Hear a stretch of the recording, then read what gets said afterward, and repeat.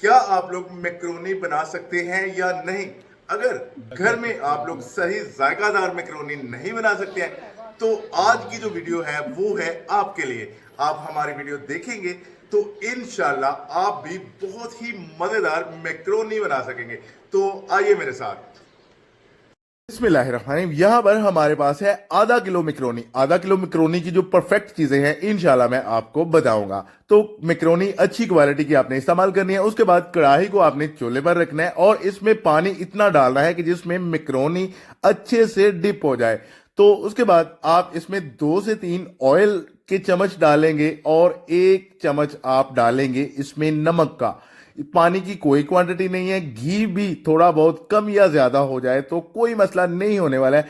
ये डालना इसलिए है कि मैक्रोनी आपस में चिपके ना। उसके बाद हमने नमक डालना है। नमक डाल के आग को यहां पर स्टार्ट करना है और थोड़ी सी आग को यहां पर हम तेज रखेंगे और कढ़ाई को ऊपर से ढांप देंगे। ढांपना इसलिए है कि ये पानी जो है जल्दी से उबल जाए। जब देखेंगे ये पानी अच्छे से उबलना शुरू हो चुका है तो हम इसमें डाल देंगे मैक्रोनी। मैक्रोनी डाल के हमने मुकम्मल तौर पर इसका ये ख्याल रखना है कि मैक्रोनी जो है बहुत ज्यादा नरम ना हो, गले ना, टूटे ना ये। तो अब ये मैक्रोनी डाल के फिर से हमने इसको ऊपर से ढांपना है कुछ टाइम के लिए। ढांपना कोई जरूरी नहीं है, सिर्फ ढांपना इसलिए है कि थोड़ा सा जल्दी हो जाए, जल्दी से ये मैक्रोनी जो है ये नरम हो जाए, मतलब उबल जाए ये। तो इस तरह हल्के हाथ के साथ इसको हिलाना है और कुछ टाइम के लिए इसको ऊपर से ढक करना है। इंशाल्लाह मैं आपको स्टेप बाय स्टेप बताऊंगा। कोई भी जो बंदा है वो वीडियो हमारी देखेगा तो इंशाल्लाह वो ज़रूर मैक्रोनी अच्छी जायके वाली बना सकेगा। तो कुछ टाइम बाद फिर से हमने ढक्कन हटाया कढ़ाई के ऊपर से। तो अब करना क्या है, अब हमने इसको चेक करना है वक्तन वक्तन। 1-2 मिनट बाद हमने इसको चेक करना है क्योंकि पानी गर्म हो चुका है तो ये बहुत ज्यादा जल्दी नरम हो जाती है। इसलिए इसको यहाँ पर हल्के हाथ के साथ हिलाना है ताकि ये टूटे ना। अगर हम ज्यादा इसको हिलाएंगे चम्मच को तो ये टूटना शुरू हो जाएगी। तो यहाँ पर इसका ख्याल मुकम्मल तौर पर ये रखना है कि ये नरम ना हो। तो जब देखेंगे ये हल्की सी नरम हो चुकी है, ये अब टूटेगी भी नहीं और नरम भी मुकम्मल तौर पर हो चुकी है, तो फिर आपने करना क्या है कि आग को यहाँ पर बंद कर देना है। अब ये जो है ये तकरीबन सारी की सारी फूलना शुरू हो चुकी है, तकरीबन फूल चुकी है और नरम भी हो चुकी है।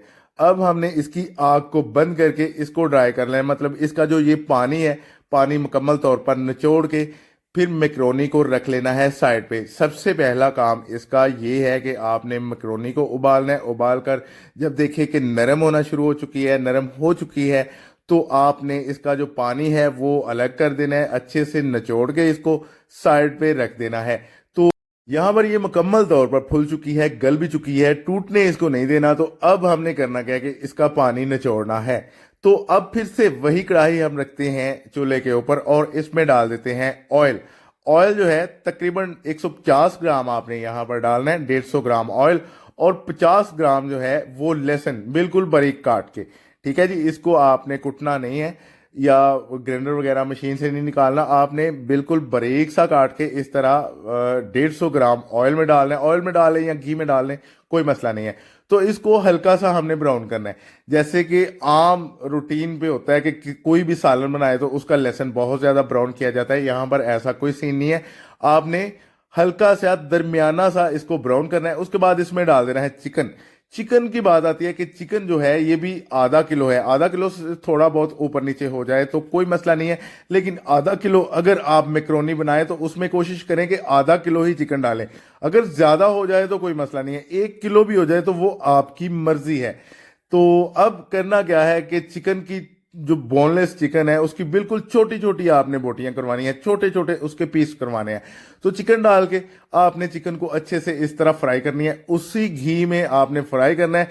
कोई और अजाफी इसमें चीज नहीं डालनी है, सिर्फ और सिर्फ लहसुन को ब्राउन किया है और उसके बाद चिकन डाल के इसको हिलाना है। तो जब ये ब्राउन हो जाएगा, मतलब फ्राई हो जाएगा, तो ये चिकन नरम हो जाएगा, मतलब गल जाएगा।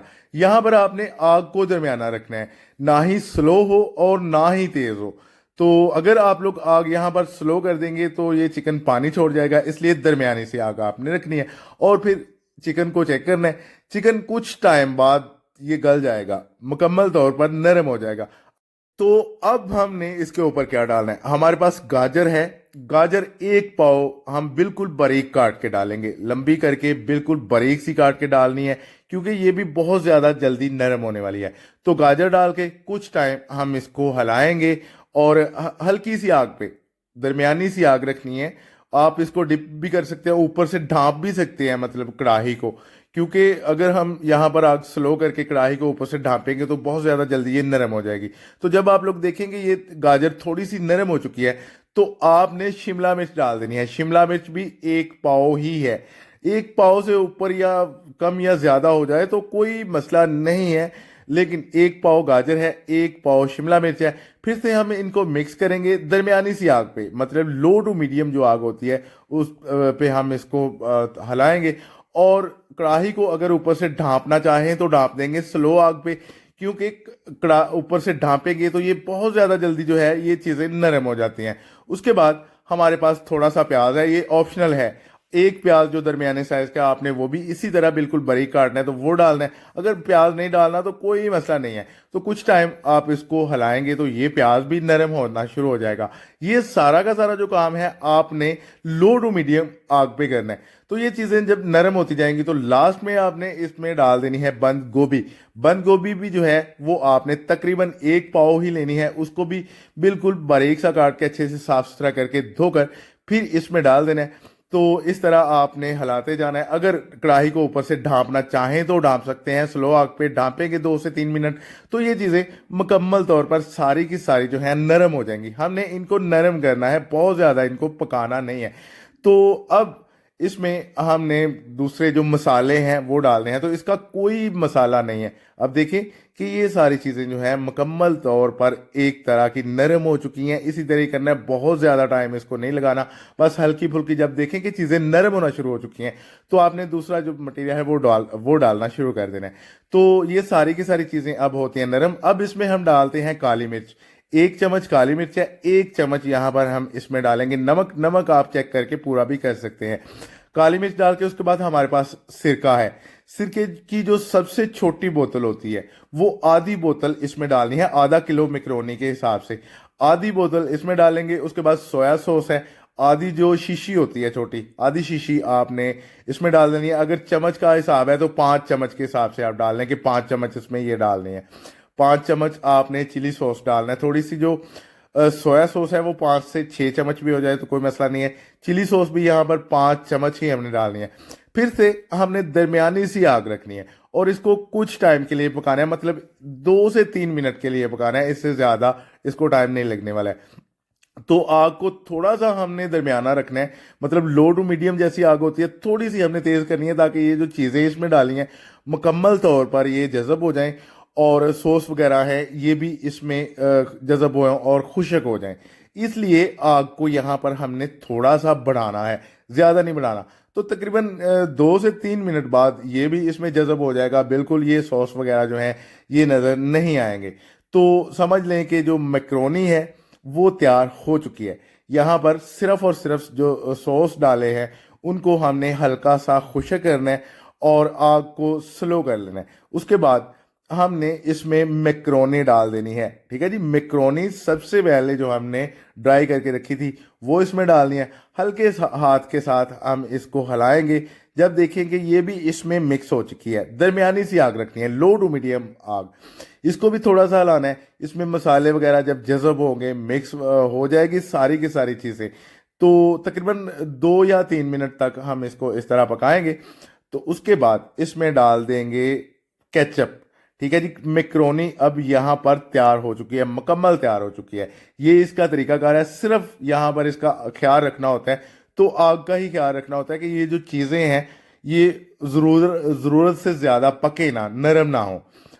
मैक्रोनी जो है यहाँ पर मुकम्मल तैयार हो चुकी है। अब इसमें डाल देंगे केचप, टमाटो केचप है ये। तो केचप आपने इस हिसाब के मुताबिक डालना है कि जैसा आपको इसका जायका चाहिए हो उस तरह आपने केचप डालना है।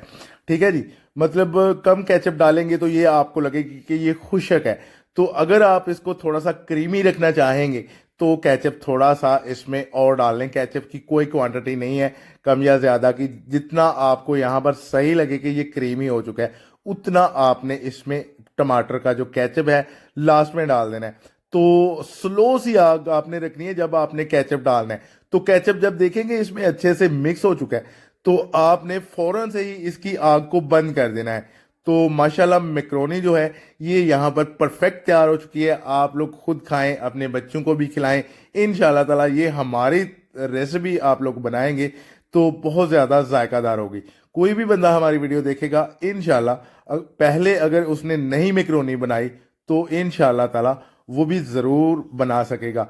तो जनाब अब यहाँ पर हमारे बच्चे भी माशाल्लाह से इंजॉय कर रहे हैं और आप लोग भी बना के बच्चों को खिलाएं और इंजॉय करें। मिलते हैं अगली वीडियो में, तब तक के लिए अल्लाह हाफिज़।